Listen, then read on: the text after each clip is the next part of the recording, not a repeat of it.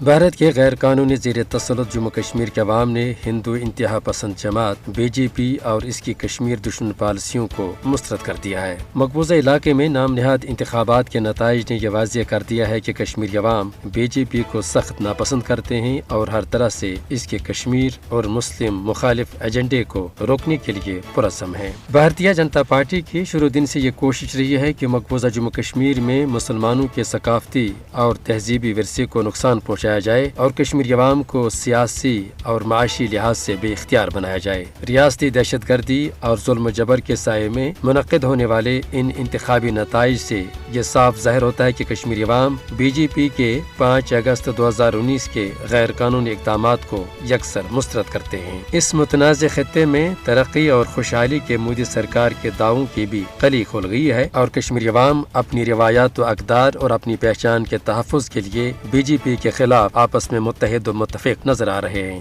اس امر میں کوئی دو رائے نہیں کہ مودی سرکار کی ظالمانہ طرز حکمرانی اور دیگر غیر قانونی اقدامات مقبوضہ جموں کشمیر کی الگ شناخت اور یہاں کے مسلم کردار کے لیے ایک مسلسل خطرہ ہے۔ مقبوضہ علاقے میں جس انداز سے کشمیری عوام نے بی جے پی کو بے توقیر اور شکست فاش سے دوچار کر دیا ہے، یہ بلا شبہ کشمیری عوام کی ایک بڑی کامیابی اور مودی سرکار کی رسوائی ہے۔ بی جے پی کی شکست دراصل ظلم و جبر کے مقابلے میں کشمیری عوام کی فتح ہے۔ کشمیری عوام کبھی بھی اپنی سرزمین پر بی جے پی کے مکر و عزائم کو کامیاب نہیں ہونے دیں گے اور وہ اپنی الگ پہچان و شناخت کا ہر حال میں تحفظ کریں گے۔ یہ قوم کبھی بھی بی جے پی یعنی بھارتیہ جنتا پارٹی کے نسل پرست ایجنڈے کو قبول نہیں کریں گے اور اس کے خلاف ہر محاذ پر ان کی جدوجہد جاری رہے گی۔